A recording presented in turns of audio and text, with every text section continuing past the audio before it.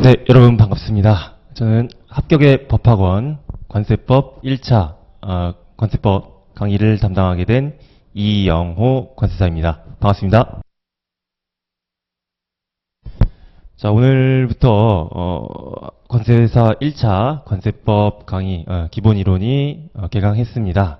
2달간 여러분들과 함께 기본 이론 강의를 하면서 관세법이 어떤 식으로 구성되어 있고 어떤 내용을 담고 있는지 이해하는 시간을 가질 거고요. 그 이후 커리큘럼은 핵심 정리를 하고 문제풀이를 하고 모의고사 준비를 하면서 최종적으로 다가올 25년도에 여러분들이 시험장에서 다들 관세사 1차 시험 문제없이 합격을 하시는 게 우리 다 같이 가지고 있는 목표입니다. 자, 그러기 위해서 오늘 첫 번째 시간 여러분들과 함께 이제부터 시작해 볼 텐데요. 먼저 이 관세사가 무슨 일을 하는지를 좀 이해를 하셔야 여러분들이 앞으로 이 수업을 들을 때 어떤 관점에서 이 내용을 좀 이해를 하려고 할 수 있고 또 어떤 부분을 내가 좀 주의 깊게 보는 게 좋겠구나 이런 것들을 좀 파악하실 수 있을 것 같아서 시작하기에 앞서서 관세사가 하는 일이 무엇인지 전체적인 그런 전체적인 그런 절차라든지 우리 제도가 어떤 식으로 우리 현업에서 또 이루어지고 있고 여러분들이 뭘 기억해야 되는지 한번 살펴보는 시간을 갖고 나서 본격적으로 교재 수업을 진행해 보도록 하겠습니다. 관세사를 인터넷에서 이제 검색하시면 여러 가지 요즘은 관세사가 뭔지 충분히 알 수 있을 것 같습니다. 아직까지 대중적으로는 인지도 같은 게 그렇게 높진 않아서 옆 사람한테 관세사가 뭐냐고 물으면 관제사 비행기 불 들어오는 거 생각하시는 분들도 계시고 세관 공무원 그 범죄와의 전쟁 최민식 같은 역할 아니냐 이런 말씀 하시는 분들도 많아서 대중적으로는 인기라기보단 인지도가 아직까지 많지는 않지만 그 사람들도 중요한 역할을 하지만 관세사 또한 그러한 전체적인 무역업에서 굉장히 중요한 역할을 한다고 우리 확인을 할 수 있습니다. 간단하게 한 줄로 요약해서 말씀드리면 수출입 통관이라고 하는 게 있는데 이 통관, 무역이 우리나라에서 물건이 들어오고 나가는 그러한 절차에 있어서 어떤 물건이 들어오고 나가는지 신고를 해줄 수 있는 자격을 가진 자가 이제 관세사고요. 그 역할은 물품의 실제 주인하고 관세사 딱 두 사람밖에 할 수가 없는 일입니다. 많은 변호사도 못하고 회계사도 못하고 오직 관세사만 할 수 있는 일이고 그러한 신고를 기반으로 해서 거기서 이제 파생되는 다양한 업무들이 있겠죠. 신고를 정확하게 하기 위해서 물품이 세율이 얼마인지 확인해주는 일들, 그 세율이 정확한지 얼마인지를 파악하기 위해서 물품의 HS 코드를 파악한다든지 또 낮은 세율 적용할 수 있게 FTA와 관련된 그런 컨설팅을 해준다든지 또 관세에 대해서 납부했던 세금에 대해서 문제가 발생했을 때 그런 것들 국가에서 추징하려고 하는 걸 적법하게 방어해 준다든지 여러 가지 일들 수입할 때 납부했던 관세를 다시 환급을 받는다든지 관세와 관련된 그 수출입 신고 절차에서 신고하는 과정에서 생긴 여러 가지 이슈들을 같이 파생돼서 또 많이 다양한 일들을 하는 게 우리 관세사의 역할입니다. 전체적인 그 흐름 절차를 한번 그려볼 텐데요. 지금 그리려고 하는 그 절차에 따라서 우리 교재에도 교재가 이제 법령을 기본서 형태로 만든 건데 관세법의 이 흐름 안에 다 들어 있으니까 여러분들이 시작하기에 앞서서 전체적인 흐름이 제가 그려드릴 그림에 있고 그 안에 있는 내용들 그 안에서 어떤 부분을 수행한다 이런 것들을 좀 고려하시면 학습하시는데 도움이 많이 될 것 같습니다.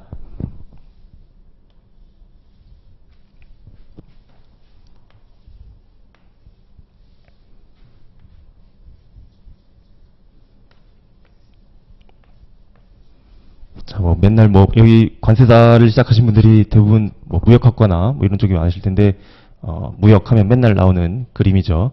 수출국 있고 수입국 있고 뭐 물품이 들어오고 있는 그런 과정들. 자, 이 과정에서 여기가 수입국을 일단 우리나라라고 하겠습니다. 뭐 수출국은 당연히 뭐 외국일 테고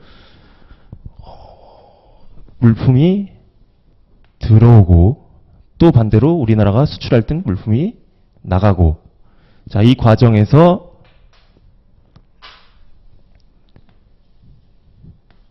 제가 아까 말씀드렸던 것처럼 어떤 물품이 들어오고 어떤 물품이 나갈 것이다. 신고를 해주는 역할이 관사의 가장 본질적인 역할입니다. 신고를 뭐 어떻게 표현할까요? 이렇게 뭐 종이에 뭐 요즘엔 전자로 하지만 그냥 종이에다가 뭐 수출, 수입 뭐 신고를 한다고 하죠. 신고의 내용들을 정확하게 어떤 물품인지 그렇죠? 어떤 물품인지 또 이 물품이 세금은 얼마인지 뭐 예시를 들면 지금 생각나는 게 자동차밖에 갑자기 생각이 안 나네요. 이상하게 자동차가 들어온다고 칩시다. 예. 자동차를 수입할 때 그냥 자동차만 들어와서 뭐 우리나라로 유통되는 게 아니겠죠.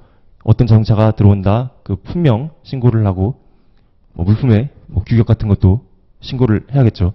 그러면서 물품 가격을 신고를 할 거예요. 얼마짜리다. 그런데 이 가격 안에는 이 가격을 왜 신고해야 되냐면 이 가격을 바탕으로 수입 물품에다가 관세를 부과해야 되기 때문입니다. 관세사의 역할을 지금 보고 있는데 관세가 드디어 처음 나왔습니다. 물품 가격에 붙는 수입 물품에 세금을 붙이는 거예요. 뭐 우리나라의 산업을 보호하려고도 하겠고 물품이 들어오니까 우리나라에서 이런 걸 소비한다는 걸 소비할 때는 뭐 우리나라에서 뭐 사용하고 이런 것들 세금을 내야겠죠. 나라에다가 그래서 수입 물품에다가 관세를 부과하고 있습니다. 관세를 그냥 내면 되겠죠. 그런데 정확하게 내는 걸 일반적으로 어려워합니다. 왜냐하면 관세가 얼마가 될지를 정확히 아는 사람이 많지가 않습니다. 아까 수출입 신고할 수 있는 당사자는 물품 주인하고 관세사밖에 없다고 했는데 물품 주인은 뭐 이런 물품에 대해서 뭐 잘 지식이 있고 물품 뭐 판매하고 이러려고 수입했을 테니까 사업에 대해서는 뭐 아주 해박한 지식이 있고 유통 이런 걸 잘하겠지만 물품 수입할 때 이거에 대한 세금이 얼마인지 뭐 세금은 법으로 정해졌으니까 찾아서 내면 되겠지만 만약에 경제 상황이 뭐 자동차를 예시를 뭐 다른 걸 들 걸 그랬지만 잠시 말고 계란이라고 하겠습니다. 요즘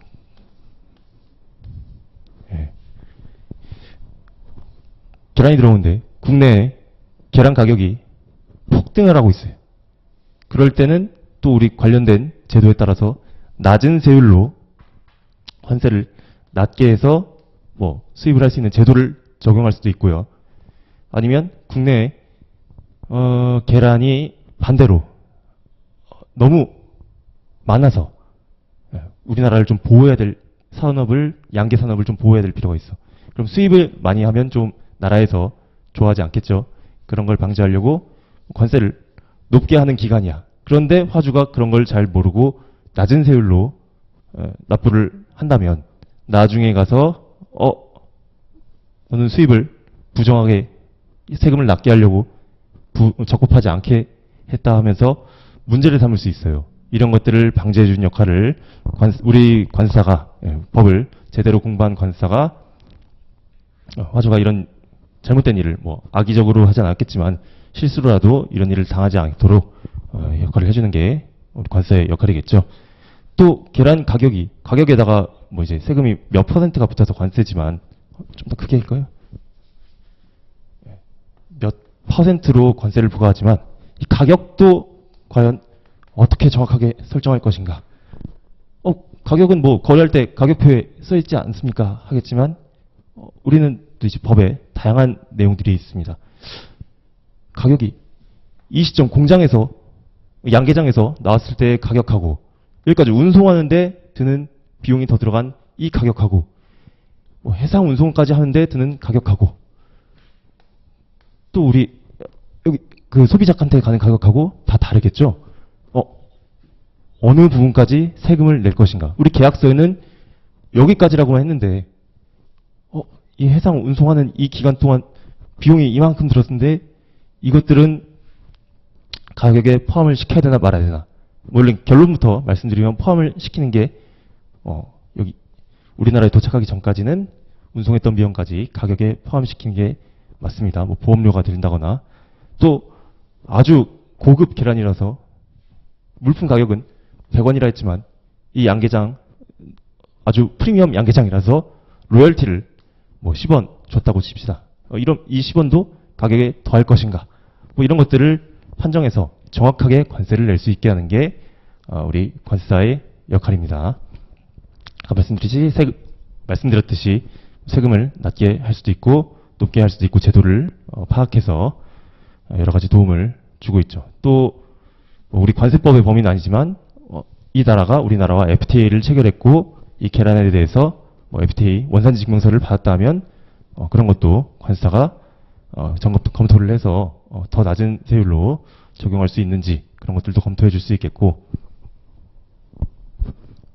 또 이제 감면 경우에 따라서는 이 계란을 학술 연구 용품으로만 쓸 거야. 이 계란을 연구해서 우리나라도 좋은 계란 품종을 만들려고 나라에서 일부러 특정한 용도를 가지고 수입했어. 그럴 때는 계란에 붙은 세금을 면제해주고 계란을 수입할 수 있게 너무 밑에 있어서 안 보이는 것 같으니까 위에 쓸게요.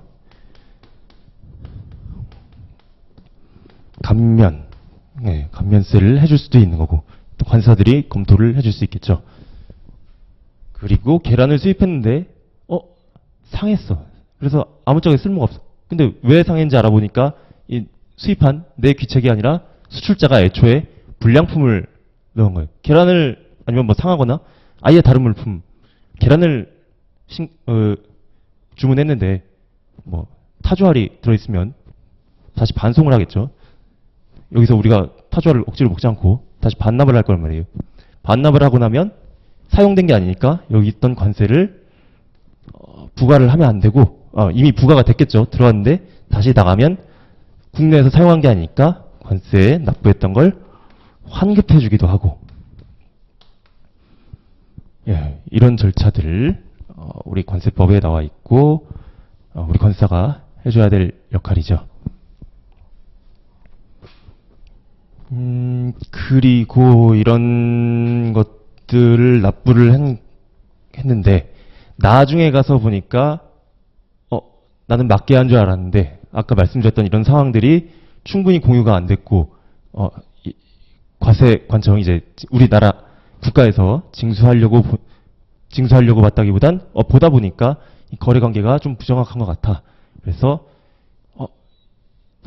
국가가 걷어들인 세금이 생각보다 원래 예를 들어 10원을 받아야 되는데 한 5원밖에 안 들어왔어. 문제가 있다 해서 조사 심사가 나왔을 때 그것을 대응해주는 역할도 합니다.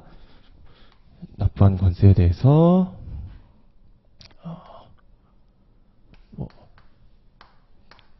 조사 일반적인 용어로 일단은 말씀드릴게요. 우리 아직은 이해하는 단계니까 우리 법에 있는 그런 용어보다 여러분들에게 좀 친숙한 조사나 심사라고 표현해도 하실까요? 이런 국가에서 실사 이런 것들 그런 느낌들 감사 이런 느낌처럼 물론 단어는 다르니까 단어에 꽂히지 마시고 그런 느낌만 이런 것들이 왔을 때 관세가사가 납세자에게 그렇지 않다. 이거 로열티 여기에 대해서 준 게 아니라 다른 거에 대해서 준 거다 하면서 대응을 해줄 수 있는 그런 역할도 해야겠죠.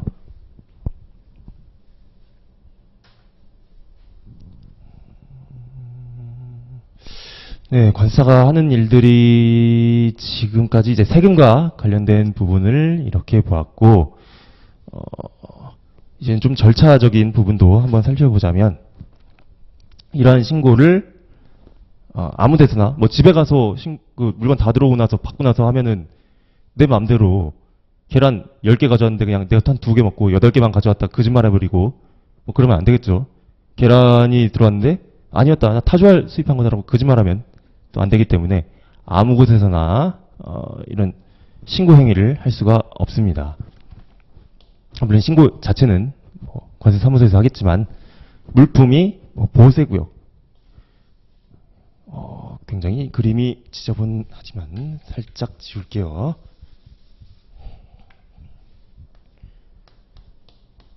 예를 들어 이 애매한 구역입니다. 정말 배가 들어왔고 항구에 있고 근데 우리나라 땅이긴 한데 보세 상태예요. 예. 아직 세금을 납부하기 전인 상태인 물품을 납부하기 전인 상태로 있을 수 있는 공간. 예.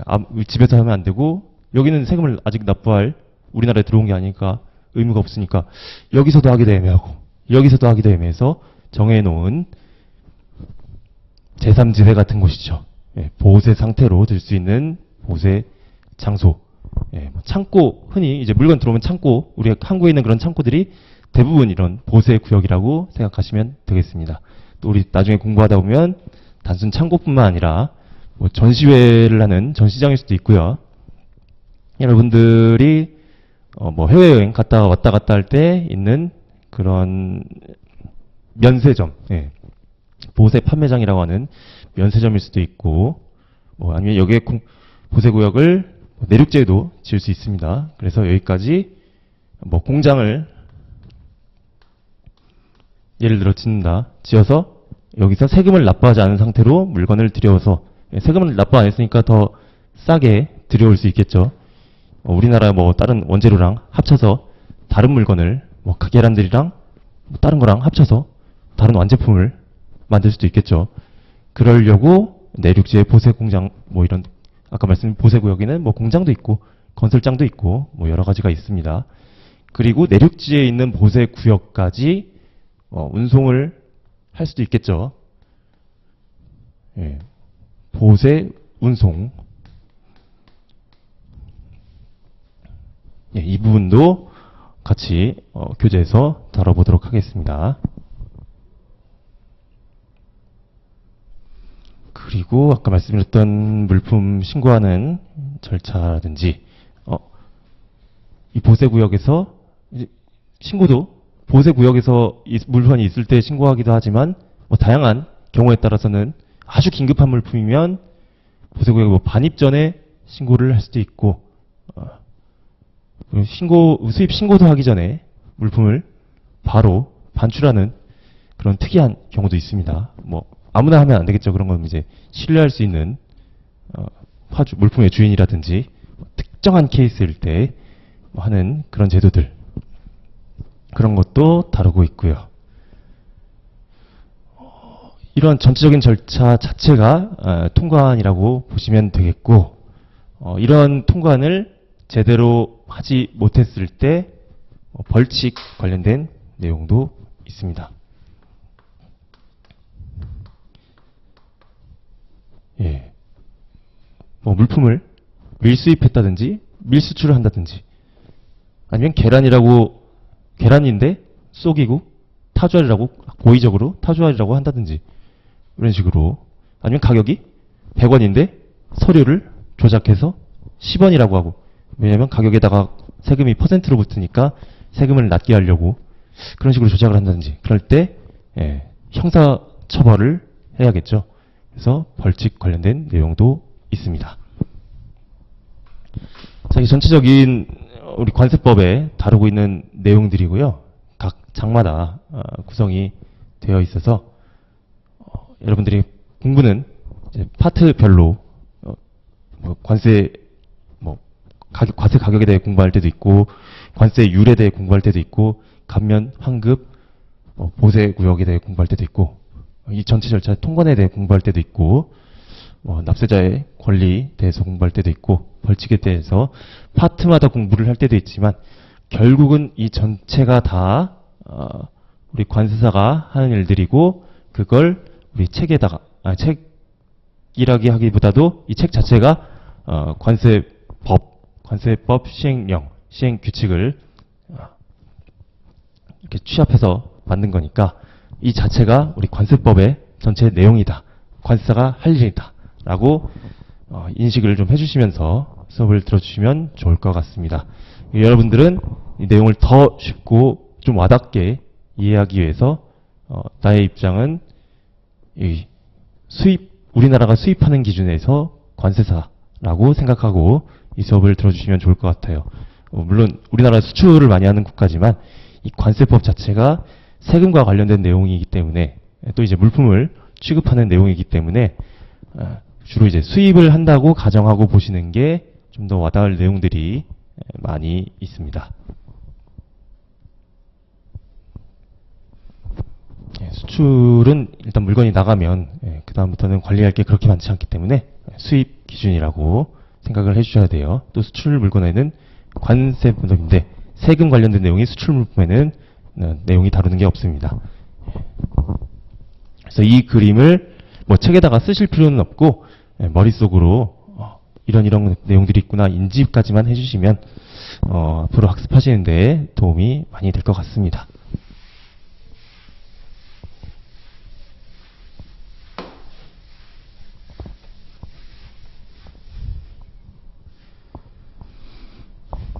자, 그렇게 해서 우리 교재를 한번 살펴보도록 할 텐데요.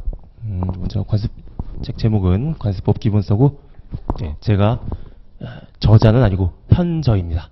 우리 법령을 우리 법전에 원래 있어야 되겠지만 뭐 인터넷을 보고 관세 법령 정보 포탈 뭐 이런 데서 보고 나서 제가 그걸 편집을 했기 때문에 완전한 저자가 아니라 편집한 저자 편저입니다.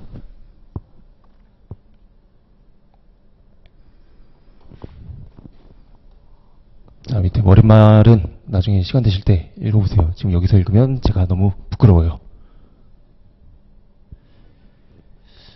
자, 아까 했던 내용을 여러분들 이제 학습할 목차화 시켜서 한 번 더 각인을 하고 들어가 보도록 하겠습니다. 자, 먼저 뭐 1장 통칙, 1절 통칙 뭐 이런 식으로 볼 게 아니라 전체 이 법은 장, 절, 여기 관 볼까요? 이렇게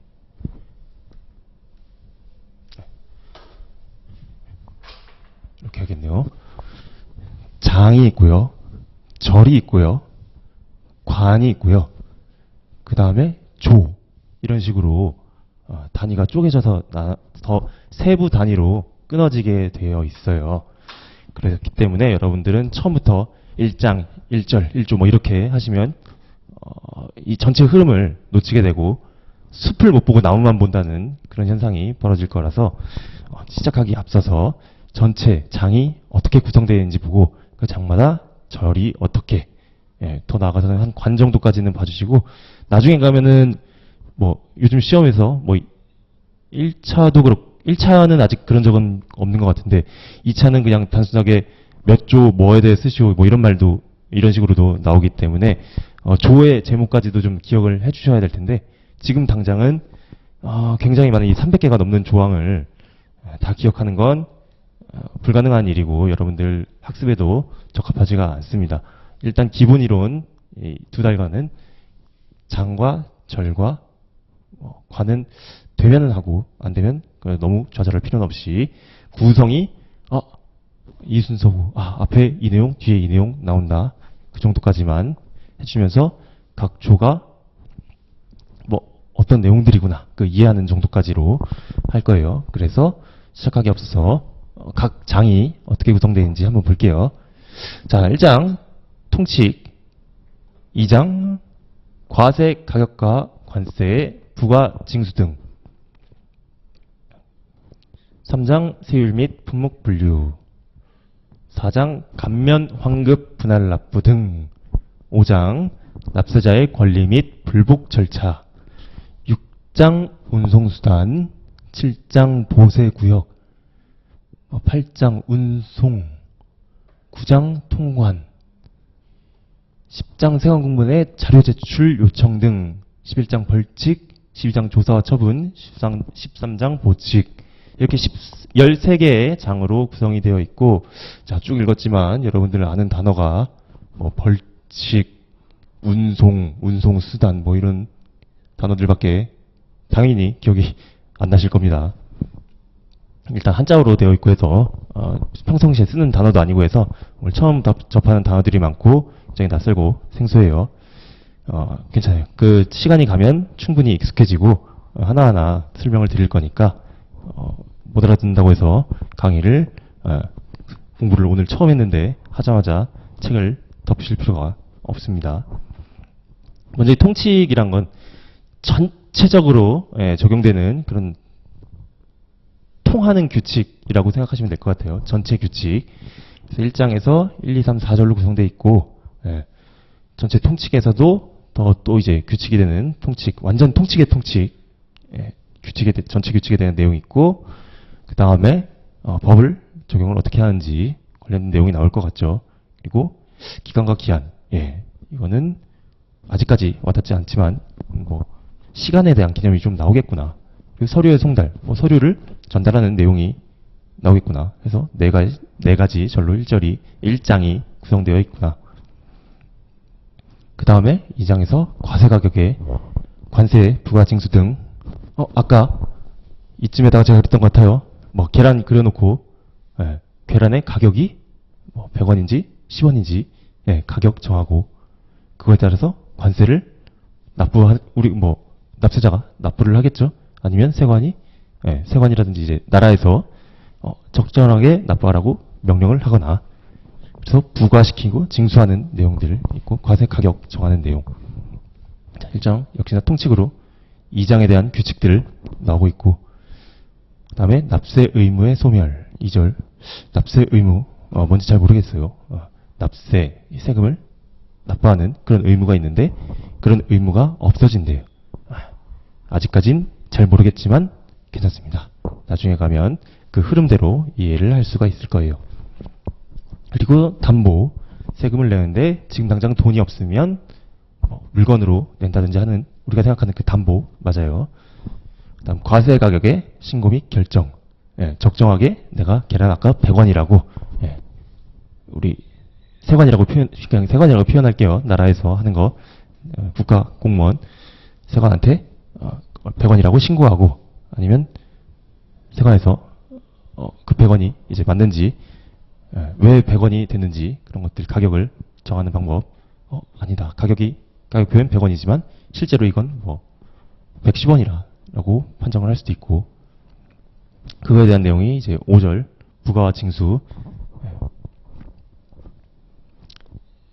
100원에 대해서 세금이 예를 들어 10%면 관세는 10%죠. 10%라는 세액을 확정해서 납부를 하거나 아니다. 그 세관에서 봤을 때 부적합하다 해서 넌 20원이야 라고 납부 고지서 우리 고지서 같은 거 세금 납부하라고 날라오는 거 그것처럼 세관에서 말을 해준다든가 그런 내용들이 1관 세액에 확정해 있고요. 그 다음 2관 강제 징수는 아까 담보랑 좀 비슷하게 내가 지금 원래 냈어야 되는데 돈이 없어. 그러면 물건 가져와. 내가 갖고 있는 재산 그 집에 빨간 딱지 붙는 거 매스미디어에 보면은 그런 것들 많죠. 아버지가 사업을 했는데 크게 기울어서 빨간 딱지가 붙고 그것처럼 물건을 그 사람의 납부해야 될 세금을 안 냈으니까 그만큼 세금 납부할 수 있게 갖고 있는 부동산 팔라 그러고 집에 있는 가전제품 팔라 그러고 딱지 붙이는 그런 느낌으로 보시면 돼요. 2절 강제징수. 그 다음에 말을 잘못했네요. 절이 아니라 관. 관의 강제징수. 그 다음 3관 관세 환급금의 환급 등. 아까 이쯤에 있었나요?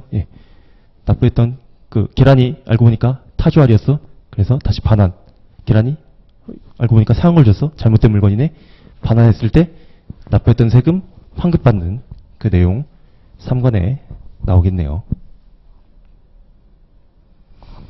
다음으로 3장 세율 및 품목분류. 아까 말씀드렸던 계란이 우리나라에 남아 돌거나 너무 적거나 했을 때 어떤 세율을 적용해서 낮은 세율을 적용할지 높은 세율을 적용할지 그런 내용들 쭉 나올 것 같아요. 지금 관으로까지 보면 너무 많아서 일단 절까지만 보겠습니다.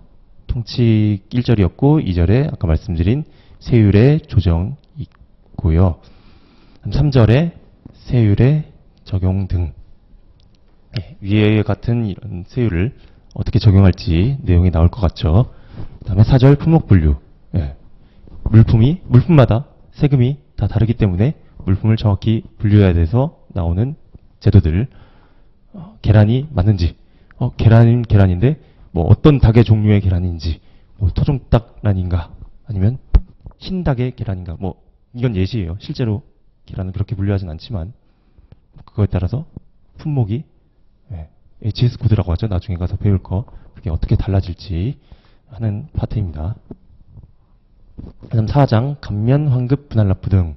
1절은 감면, 2절은 환급, 분할납부 등. 정말 직관적으로 구성이 되어 있네요. 장과 절이 딱딱. 아까 말씀드렸던 학술 연구에 쓸 계란이야? 그러면 감면해준다. 그런 내용들 1절 감면이고, 환급, 분할납부 등. 이것도 아까 말씀드린 것처럼 다시 계란 반환할 때 환급이랑, 아니면 계란 납부할 때 세금이 10원인데 내가 너무 사정이 좋지 않아서 이 10원을 한 번에 내지 않고 10달에 걸쳐서 내겠다. 이렇게 분할을 납부하는 내용들. 다음 5장 납세자의 권리 및 불복 절차. 아까 제가 조사 나오고 심사 나온다고 했던 거 더 정확한 용어로 여기 심사와 심판 이쪽에서 다루게 될 거고, 1절은 납세자가 세관이 과도하게 납세자를 추징하려고 할 때 납세자를 보호할 수 있는 그런 내용들. 예시를 들자면 세관이 이런 자료 같은 거, 장부 같은 거 뒤져봤을 때 딴 데다가 유출하면 안 되고 비밀을 유지하고 이거 세금 관련된 내용에서만 쓰겠다든지 그런 권리들. 그리고 심사와 심판, 아까 말씀드린 세관이 너 납부한 금액이 적지 않아 했을 때 다투는, 아니다, 나는 다 냈다, 너 적게 낸 것 같다, 더 내라. 그런 이런 갈등에 대해서 다루는 절차예요. 그 다음 운송수단. 이거 배 타고 들어온다 했을 때 그 배예요. 어디로 들어올지 국제항 1절이죠. 그리고 선박하고 항공기 어떤 절차를 거쳐서 들어오나 이런 내용들이고, 차량도 있긴 한데 우리나라는 육로가 막혀있죠. 안타깝게도. 하지만 법에는 언제든지 통일이 될 거를 고려해서 법에 항상 갖추고 있습니다. 다음 보세구역. 아까 말씀드렸던 보세 창고 같은 그런 위치였죠.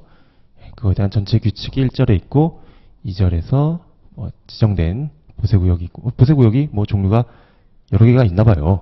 2절에서 지정 보세구역 나오고 3절에서 특허 보세구역 나오고 4절에서 종합 보세구역이 나오니까 보세구역은 종류가 여러 개가 있구나. 그 다음 5절에 유치 및 처분. 보세구역에 있는 물품 제때 안 나갔을 때 팔아서 금액을 충당한다든지 그런 내용이 있을 거예요. 그다음 운송. 이 배 타고 온 운송 말고 이 보세구역에서 보세구역끼리 운송하는 그런 내용들 아까 있었죠. 보세운송, 대국운송, 보세운송업자. 그 주체가 되는 운송업자까지 나오네요. 그 다음 굉장히 또 중요한 부분, 통관 부분입니다. 구장 통관. 전체 규칙 있고 굉장히 관도 많습니다. 2절에선 수출 수입 반송 그 절차에 대한 얘기가 나올 거예요. 3절 우편물은 우편물이 좀 특이한 케이스라서 아예 절로 따로 빼놓긴 했는데 양은 그렇게 많진 않습니다. 아마 제가 관세사 시험에서 가장 중요한 파트가 통관하고 아까 위쪽에 있었던 2장 그쪽이 될 텐데 그거는 차차 수업을 진행하면서 추가로 말씀드리겠습니다. 다음 10장 세관 공무원의 자료 제출 요청 등 납세자의 의무뿐만 아니라 세관 공무원이 어떤 의무가 있는지 이런 내용들이에요. 11장 말씀드린 벌칙 있고 12장 조사와 처분. 아까 했던 그 심판 이쪽이랑은 좀 다른 느낌이 있어요. 조사와 처분은 좀 더 절차에 관련된 내용이고 이것 역시 수업을 하면서 말씀드리겠습니다. 그리고 기타 내용을 담은 뭐 보칙 이런 식으로 우리 관세법이 구성되어 있다는 걸 아까 그림으로도 이해했지만 순서상 이렇게 되어 있다. 장은 13개 장이 있고 거기마다 적절한 내용들이 구성이 되어 있다는 걸 인식해 주시면 좋을 것 같습니다. 자, 그럼 바로 우리 책에 드디어 공부다운 공부를 하겠네요. 1장 통칙 보도록 하겠습니다. 통칙에서 1절 통칙. 자, 관세법을 공부하시니까 이 법을 왜 이 법이 왜 있는지 그 목적 마치 우리가 시작하기 전에 머릿말 같은 느낌으로 있는 건데 그게 1조에 있습니다. 법 조항이에요. 실제 법에 이렇게 써 있다고 생각하시면 됩니다. 자, 이 법은 이제부터 관세법이에요. 관세법은 관세의 부과 징수 및 수출입 물품의 통관을 적정하게 하고 관세 수입을 확보함으로써 국민 경제의 발전에 이바지함을 목적으로 한다. 말은 너무 멋있습니다. 하지만 무슨 말인지 해석이 안 됩니다. 하나하나 끊어서 보시면 해석을 할 수 있습니다. 자, 이 법 관세법의 뭘 목적으로 하냐? 관세의 부과 징수. 아까 말씀드렸죠. 세금 내고 부족하면 더 내라고 하는 징수하고 걷어들이고 그러한 절차, 돈과 관련된 부분과 수출입 물품의 통관, 물품이 보세구역에 못 들어갔다가 우리 그 사용자한테 뭐 운송을 한다든지 보세 운송을 한다든지 뭐 이런 통관 신고하고 수입 신고, 수출 신고, 반송 신고하는 그런 절차들 적정한지 신고할 때 뭐 원산지가 어디인지 뭐 이런 통관 절차, 돈과 물품의 흐름, 부가징수 및 수출입 물품의 통관을 적정하게 하고 이 부분이 전 진짜인 거. 앞에는 멋있는 수식어고 관세 수입하고 돈을 거두려고 한다. 관세에 나라에서 세금으로 돈 거두려고 한다. 그래서 뒤에는 또 뭔가 멋있는 말이에요. 국민 경제 발전에 이바지 나의 경제를 발전시키는 겁니다. 관세 내는 거 여러분들을 더 풍요롭게 하시려고 관세 수입을 확보한다고 하네요. 이 내용은 1차에서 뭐 객관식으로 다른 부분이랑 뭐 섞어서 나오려면 나오겠지만 그렇게 크게 함정을 내기도 그렇고 그냥 무난하게 보시면 좋고 오히려 2차에서 뭐 어떤 문제 요즘은 그런 추세가 많이 줄어들었지만 혹시 또 모릅니다. 뭐 서론, 본론, 결론식으로 문제를 그런 답안을 요구하는 시험이 언제 또 부활할지도 모르는데 그럴 때 뭐 서론으로 마땅히 쓸 게 없다고 하면 목적 같은 거 그냥 한마디 기계적으로 쓰고 다음 본론 내용을 쓰는 그런 사람들도 옛날에 모의고사 공부할 때 많이 있었던 것 같아요. 그래서 아니면 뭐 그걸 다 떠나서 관사가 될 사람인데 관세법의 목적은 좀 알아야겠다 하시면 그런 느낌으로 좀 가볍게 봐주시면 좋을 것 같아요. 의미는 굉장히 많은 걸 담고 있죠. 이 의미에서 목적이 그 꾸며지는 말 중에 이제 부가징수 및 수출입 통관을 적정하게 한다고 했잖아요. 이게 이제 관세법을 구성하는 말 같습니다. 통관, 부가징수, 세금과 관련된 부분이죠. 통관은 물품 흐름 이게 이제 관이라고 생각하시면 되고 둘을 합쳐서 세관이지만 순서를 바꿔보세요. 바로 관세가 됩니다. 이 목적 자체에 통관과 세금, 관세를 다 다루고 있는 겁니다. 그래서 우리는 지금 공부하는 것도 관세법이고 저도 직업이 관세사고 여러분들도 관세사가 되실 거고 자 이제 목적 하면은 또 가끔 좀 학자적으로 접근하면 뭐 관세법의 특징 뭐 이런 것들을 정리해 주시는 분들도 계시는데 요즘 뭐 트렌드에 1차에서도 그렇고 2차에서도 그렇고 문제로 나오기는 좀 적합하지 않지만 관세법을 공부하시니까 상식적으로 그냥 그 성격 6가지 그냥 어디다가 뭐 색깔 그냥 파란색이나 검은색으로 그냥 참고만 하고 넘어가라고 적어 놓으시면 좋긴 하지만 여러분들 집에 가서 그 부분을 막 암기하거나 여러 번 보거나 그러지 마시고 그냥 오늘 관세법 내가 그냥 이제 순수히 공부를 하니까 공부할 때 관세법이 뭐구나 하는 느낌만 받으시라고 간략하게 6개만 적어드리고 가겠습니다. 성격 조세법 세금 관련된 거니까 조세법이에요. 네. 통관이라는 용어에 대해 아직 제대로 배우지 않지만 통관 관련돼서 통관법이에요. 물품 이제 흐름 관련 통관 이렇게 신고하고 이런 걸 관이라고 합니다. 그 다음에 벌칙 규정에서 벌금 내고 뭐 징역도 할 수 있는 형사법이에요.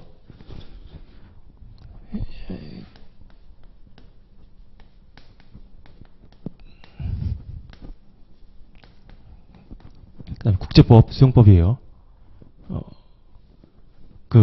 우리나라가 독자적으로 이런 관세 제도를 만든 게 아니라 세계 공용으로 쓰고 있는 그런 것들을 규정이라든지 협약 이런 내용들이 우리 법에 녹아 있어요. 이 법의 원문 당연히 이제 우리나라가 썼으니까 한글 원문인데 이거의 뿌리를 찾아서 왜 이렇게 문구를 작성했을까 찾아보면 그런 국제 협약 같은 걸 참고로 많이 했죠. 뭐 덤핑 관세라든지 과세 가격 결정하는 방법이라든지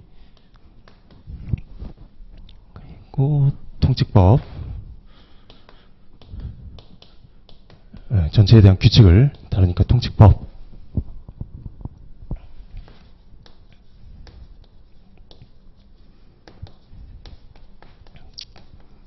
쟁송 절차법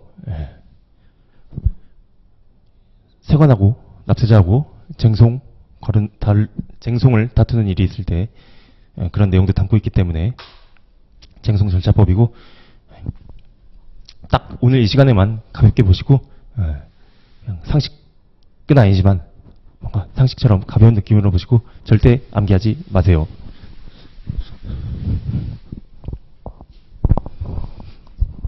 자, 그 다음에 정의입니다. 정의는 역시나 너무 당연한 내용이고 하지만 전체적으로 우리 관세법에서 책에서 다루고 있는 용어들을 무슨 의미인지 우리가 일반적으로 생각하는 수입하고 법에서 정의하고 있는 수입하고 비슷하지만 약간의 차이가 있는 거 그런 것들을 반영하고 있는 게 용어의 정의인데 이 부분은 1차에서 뭐 가끔 한 문제씩 나오면서 함정 문제로 많이 나오고 있으니까 그런 목적으로라면 한 번씩 살펴보시는 게 좋고 2차에서 서술을 위한 목적으로 보실 필요까지는 없을 것 같습니다. 간략하게 키워드 위주로만 정리하고 할게요. 자, 수입이란 아무 물품이 아닙니다. 아까 배 타고 있던 외국 물품을 우리나라에 우리나라에 노란색이 좀 더 잘 보일 것 같아서 색깔 바꾸겠습니다.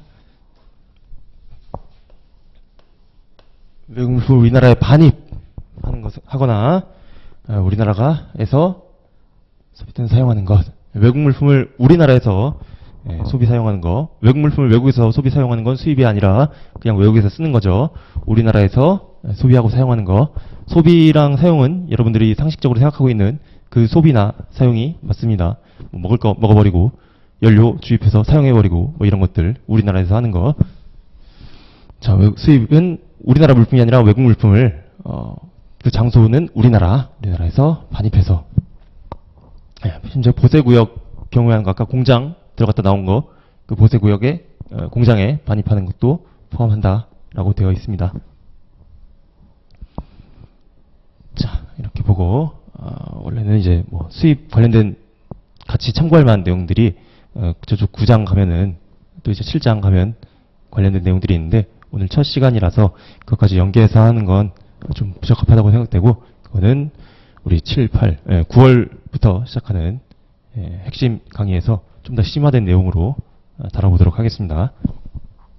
다음 수출은 수입의 반대 개념이죠. 외국 물품이었다면 내국 물품을 우리나라가 아니라 외국으로 반입이 아니라 반출. 딱 키워드 정도만 하면 될 것 같아요.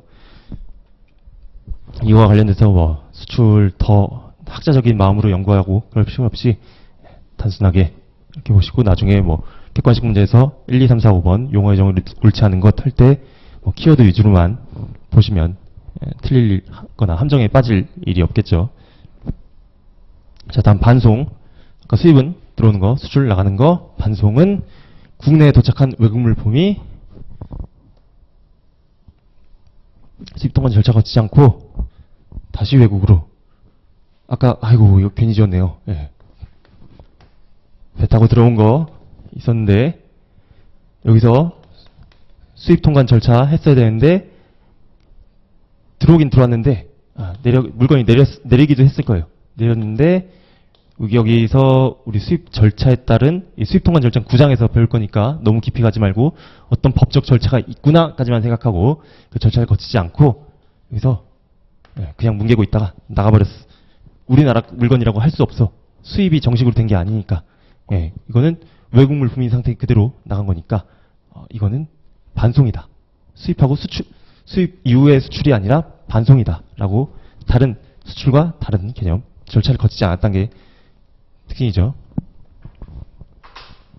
이건 외국 물품 상태 그대로니까 내국 물품이 된 게 아니니까.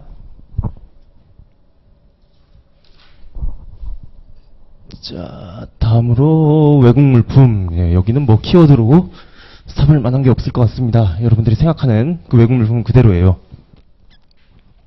두 가지가 있다는데, 아유, 자꾸 괜히 지었네요. 배 타고 들어온, 아직 수입 통관되기 전에 그 배에 싣고 수입하려고, 신고하려고 준비하고 있는 그 물품, 도착한 물품, 수입 신고가 수리되기 전, 아까 그 배에 있던 그 물품이고, 아니면 우리나라에서 생산해서 항해에 갔어요. 항구에 가서 신고하고 나갔어요. 나가면 더 이상 우리나라 물품이 아니죠. 수출 신고가, 심지어 나가지 않았는데 아직 배 타려고 지금 배 오는 날만 기다리고 있고 수출한다고 신고까지 했어. 그래서 수출해라고 수리가 났어. 그 물품은 아직 배에 실어내지 않았지만 외국 물품이라고 하네요. 수출 신고가 수리된 물품. 참고로 우리 모든 행위의 기본은 수리입니다. 아까 관사가 하는 역할이 수입 수출을 신고한다고 했잖아요. 그 신고하고 신고만 했다고 끝이 아니라 신고를 한 걸 받아들여준다는 과세관청의 수리가 있어야 모든 것들이 이제 바뀌거나 어떤 기준점이 되거나 하는 거라서 수리라는 개념을 생각을 해주셔야 됩니다. 다음으로 외국 물품의 반대 개념, 내국 물품이죠. 5가지가 있네요. 이거 단독으로 1차에서 동그라미가 5개니까 문제가 나올 수도 있겠고, 그렇게 한 문제를 전 좀 쓰기는 싫지만, 출제자 마음이니까요. 해당되는 거, 우리나라에 있는 물품, 외국 물품 아닌 거, 아까 그 우리나라 공장에 지금 수출 나가려고 생산하고 있는 물품 생각하면 되겠고, 우리나라 선박이 공해에서 채집한 포획한 수산물, 그 배는 국가를 상징한다고 하죠. 깃발 꽂혀 있으면 우리나라 배가 공해 태평양 한가운데에 둥둥 떠 있는데 그 배가 우리나라 태극기를 단 배면 그 배는 우리나라 영토예요. 근데 거기 바다에서 참치를 잡았어요.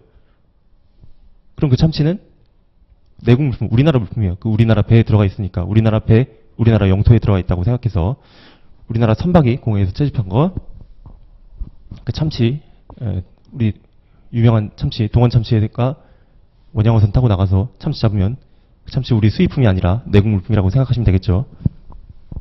자, 다음으로 입항 전 수입신고가 수리된 물품. 아까 수입신고 배가 도착해서 신고해서 수리가 돼서 들어와야 내국 물품인데 배가 들어오기도 전에 상대 국가에 있거나 배가 이 태평 바다 한가운데 둥둥 떠 있다가 그 와중에도 신고를 할 수 있게 우리 제도가 하나 있어요. 그거에 해당되면 그렇게 해서 수리가 되면 우리나라 물품이다. 그 다음에 지금 2조를 공부하고 있는데 252조, 253조가 나왔네요.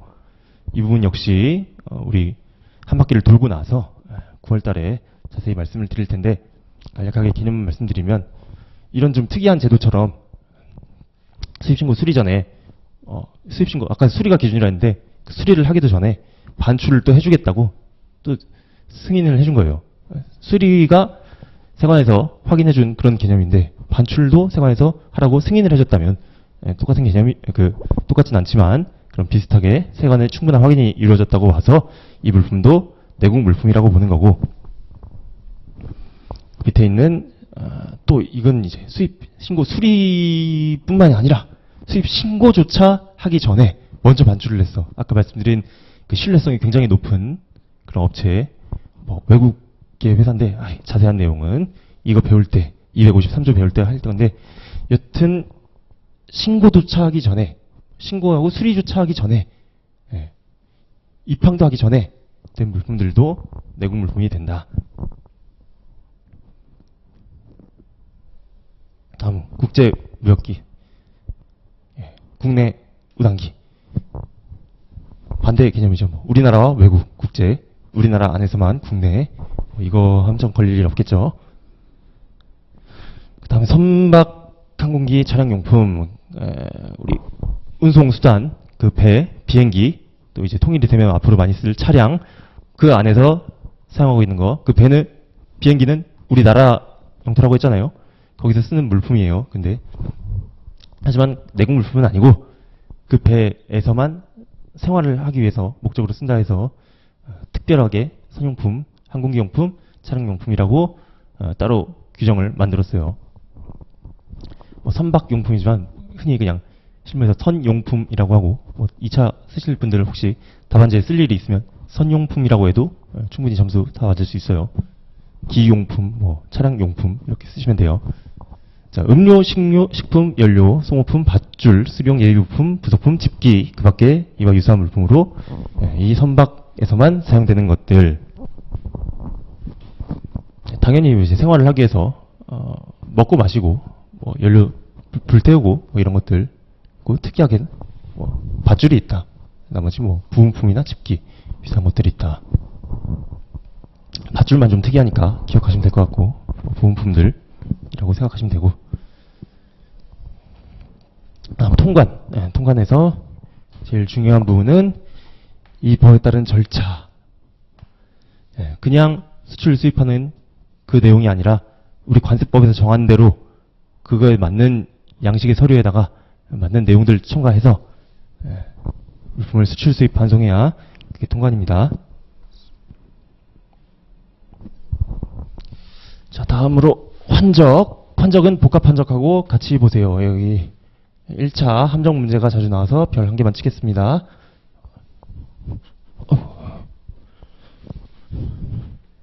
복합 환적하고까지만 같이 볼게요. 자, 환적. 우리가 생각하는 그 환적이 맞습니다. 물품이 뭐 내리고 싣고 하는 거. 그런데 어디서? 동일한 세관 관할 구역. 여기는 다른 세관 관할 구역.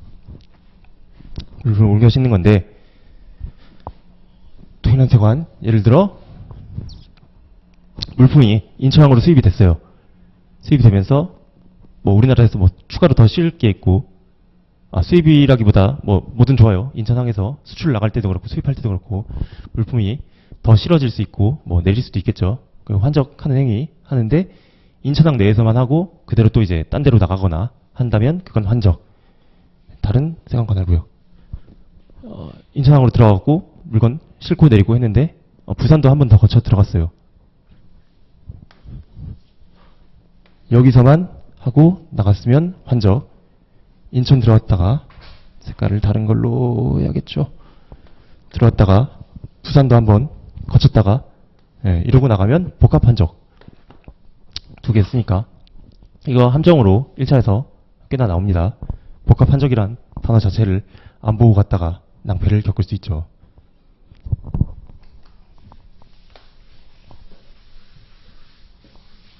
자, 다음은 운영인입니다. 운영인도 나중에 보세구역 나왔을 때 굉장히 많이 쓰는 단어입니다.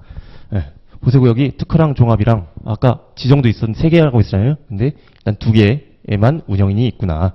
특허 보세구역이란 곳에 있고 종합 보세 사업장이란 곳에 있는데 특허 보세구역은 마치 라임을 맞춘 것처럼 특허를 받은 자예요. 종합보세사업장은 신고를 한 자예요. 특허를 받는 게 신고를 하는 것보다 어렵죠. 신고는 내가 그냥 이거 할게 라고 신고 말만 하는 거고, 특허는 말뿐이 아니라 뭐 이제 절차 서류 내고 하는 거겠지만 내가 주장만 하면 되고, 특허는 허락을 받은 거죠. 특별 허가예요. 심지어 그냥 허가도 아니고 특별 허가.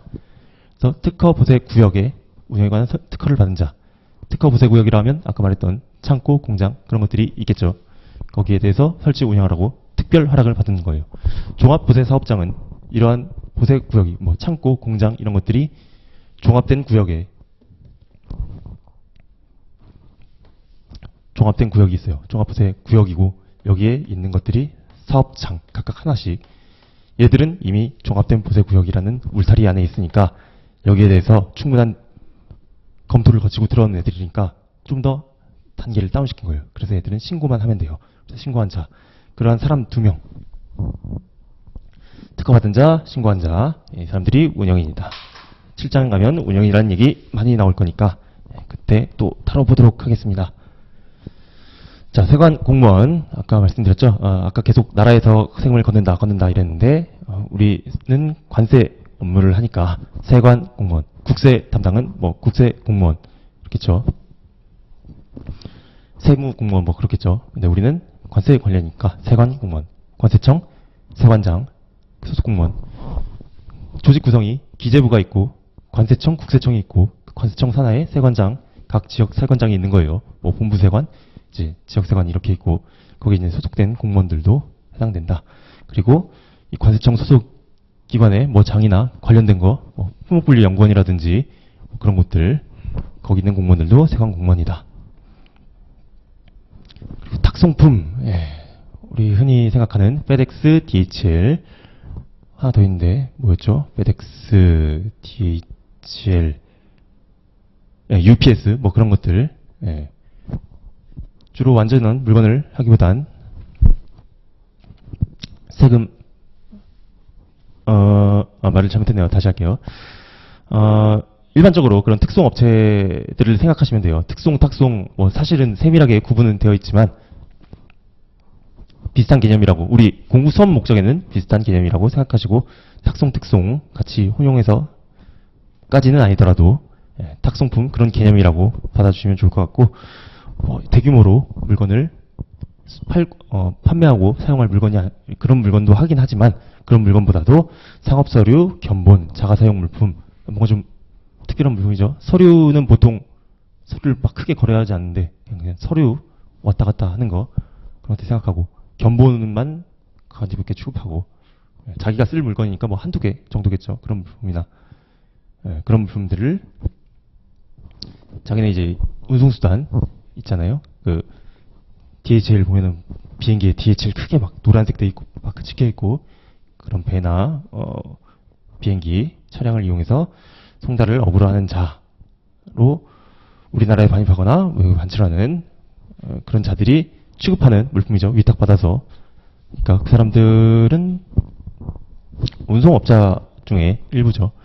그런 사람들이 운송하는 물품이 탁송품이다. 자, 그리고 마지막으로 관세조사. 우리가 생각하는 그 조사 개념 맞습니다. 관세 표준과 세액이 적정한지 이런 결정 같은 것들 올바르게 했는지, 또 바꿀 것들이 있다면 바꾸라고 조사를 해서 내용이 확인돼야 그런 통지를 하거나 결정을 하겠죠. 그걸 하기 위한 조사 과정이고, 뭐 결정, 경정 이런 단어들이 좀 헷갈릴 수 있는데 그것들은 차차 배울 거니까 일단 경정이란 말 빼고 결정이라고 생각만 하세요. 경정이란 단어는 들어가야 되는데 이런 결정을 하는 거예요. 그러기 위해서 방문 서면으로 납세자의 이런 서류 같은 거, 장부, 물건을 조사하는 것, 그런 것이 관세 납부를 적정하게 하기 위해서 조사하는 거라고 생각하시면 됩니다. 원래 2조에는 더 많은 물품이라기보다 그 단어들의 정의들이 있는데 수업 목적에 적합한 것만 제가 몇 가지 추린 거니까 다른 것들 나는 좀 더 법을 정확하게 학습하고 싶다고 하시는 분들은 따로 인터넷에 있는 법령 관세법 검색하면 2조가 나오긴 하는데 별로 권장드리고 싶지 않습니다. 여러분들 수업 목적에 맞는 범위까지 하시기를 권장드립니다. 자, 이렇게 해서 첫 번째 시간 마쳐보도록 하고요. 잠시 쉬었다가 이어서 2교시 진행하도록 하겠습니다.